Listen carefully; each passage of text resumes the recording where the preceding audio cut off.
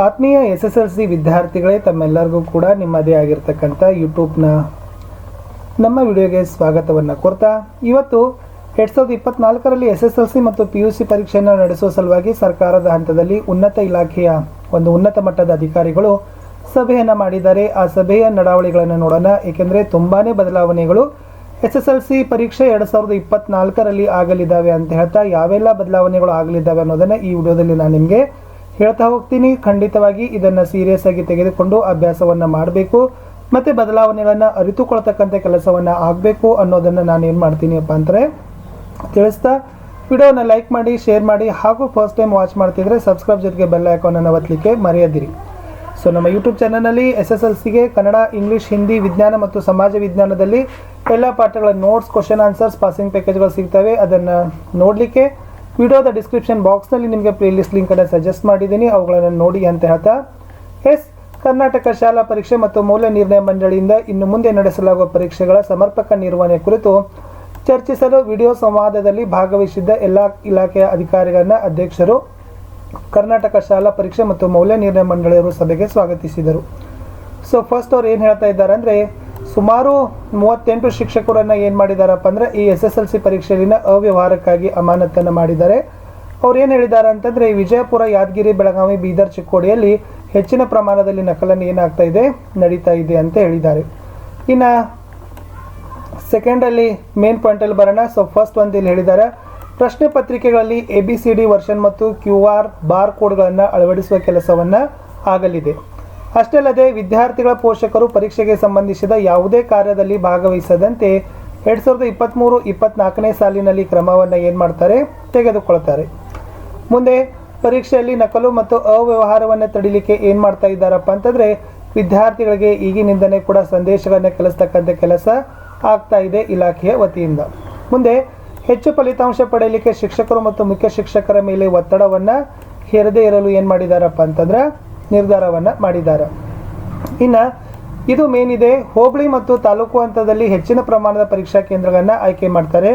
ಏಕೆಂದರೆ ಗ್ರಾಮಾಂತರ ಪ್ರದೇಶಗಳಲ್ಲಿ ಏನು ಮಾಡ್ತಾರಪ್ಪ ಅಂತಂದರೆ ಇನ್ನು ಮುಂದೆ ಪರೀಕ್ಷಾ ಏನಾಗ್ಬೋದು, ಕೇಂದ್ರಗಳ ಸಂಖ್ಯೆ ಕಡಿಮೆ ಇರ್ಬೋದು, ಕೆಲವು ಭಾಗ ಮತ್ತು ಜಿಲ್ಲೆಗಳನ್ನು ಹೊರತುಪಡಿಸಿ ಅಂತ ಹೇಳಿದ್ದಾರೆ. ಇನ್ನು ಮುಂದೆ ಇಲ್ಲಿ ಕೊಟ್ಟಿರ್ತಕ್ಕಂಥದ್ದು, ಪರೀಕ್ಷೆಗೆ ಬರೀತಕ್ಕಂಥ ಎಲ್ಲ ವಿದ್ಯಾರ್ಥಿಗಳಿಗೆ ನೀಟ್ ಮಾದರಿಯಲ್ಲಿ ವಸ್ತ್ರ ಸಂಹಿತೆಯನ್ನು, ಡ್ರೆಸ್ ಕೋಡನ್ನು ಜಾರಿಗೆ ಮಾಡ್ತಾರಂತೆ. ಇನ್ನು ಪರೀಕ್ಷಾ ಸಂದರ್ಭದಲ್ಲಿ ಒಂದು ಸಹಾಯವಾಣಿಯನ್ನು ಆರಂಭವನ್ನು ಮಾಡಿ ಸಾರ್ವಜನಿಕ ದೂರನ್ನು ಸ್ವೀಕಾರ ಮಾಡಲಿಕ್ಕೆ ಕೆಲಸವನ್ನು ಮಾಡ್ತಾರೆ. ಪ್ರತಿ ಪರೀಕ್ಷಾ ಕೇಂದ್ರಗಳಿಗೆ ಗ್ರಾಮ ಲೆಕ್ಕಿಗರು, PDOಗಳನ್ನು ಸ್ಥಾನಿಕ ಜಾಗೃತಿ ದಳದ ಅಧಿಕಾರಿಗಳನ್ನಾಗಿ ನೇಮಕವನ್ನು ಮಾಡ್ತಾರೆ.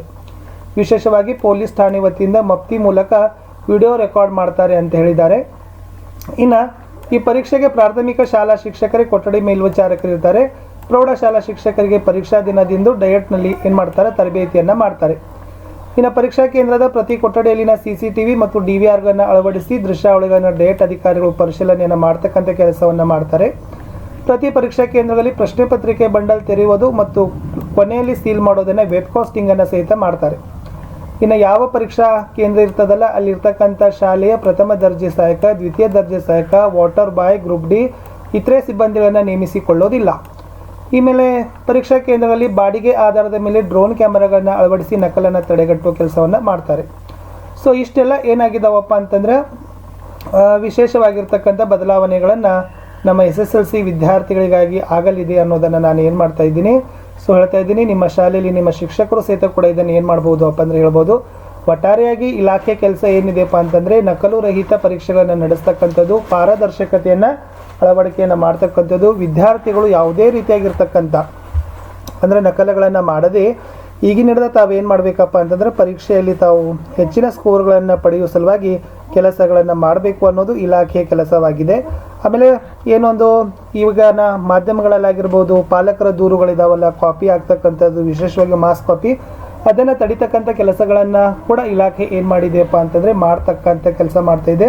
ಮತ್ತು ಗಂಭೀರವಾಗಿ ಅದನ್ನು ಸಮಸ್ಯೆಗಳನ್ನು ತೆಗೆದುಕೊಂಡು ಒಟ್ಟಾರೆ ಕಾಪಿ ಮಾಡೋದನ್ನು ನಿಷೇಧವನ್ನು ಮಾಡ್ತಕ್ಕಂಥ ಕೆಲಸ ನಮ್ಮ ಇಲಾಖೆಯವರು ಮಾಡ್ತಾ ಇದ್ದಾರೆ ಅನ್ನೋದನ್ನು ಹೇಳ್ತಾ, ಇಷ್ಟೆಲ್ಲ ಬದಲಾವಣೆಗಳನ್ನು ನಮ್ಮ SSLC ವಿದ್ಯಾರ್ಥಿಗಳು ಗ್ರಹಿಸಿಕೊಂಡು ಇನ್ನು ಮುಂದೆ ಆದರೂ ಕೂಡ ತಾವು ಓದಿನಲ್ಲಿ ತೊಡಗಿ ಸೊ ಯಾವುದೇ ರೀತಿಯಾಗಿರ್ತಕ್ಕಂಥ ಅವ್ಯವಹಾರಗಳು ಪರೀಕ್ಷೆಗಳಲ್ಲಿ ಇರೋದಿಲ್ಲ ಅನ್ನೋದನ್ನು ಖಚಿತವನ್ನು ಪಡಿಸಿಕೊಂಡು ನಿಮ್ಮಷ್ಟು ನೀವುಗಳು ಕೂಡ ಪ್ರತಿಜ್ಞೆಯನ್ನು ಮಾಡಿಕೊಡ್ರಿ. ನಾನು ನಕಲು ಮಾಡೋದಿಲ್ಲ, ಅದಕ್ಕೆ ಯಾವುದೇ ರೀತಿಯಾಗಿರ್ತಕ್ಕಂಥ ಎಸ್ ಪ್ರತಿಕ್ರಿಯೆಗಳನ್ನು ಕೊಡೋದಿಲ್ಲ, ನಾನು ಸ್ವಂತ ಓದ್ತೀನಿ ಬರಿತೀನಿ ಅನ್ನೋದನ್ನು ತಮ್ಮಲ್ಲಿ ಛಲ ದೃಢ ನಿಶ್ಚಯ ಇರಬೇಕು ಅನ್ನೋದನ್ನು ಹೇಳ್ತಾ ಸೊ ಮತ್ತೆ ಸಿಗ್ತೀನಿ ಹೊಸ ವಿಡಿಯೋದಲ್ಲಿ. ವಿಡಿಯೋವನ್ನು ನೋಡಿದ್ದಕ್ಕೆ ಥ್ಯಾಂಕ್ ಯು.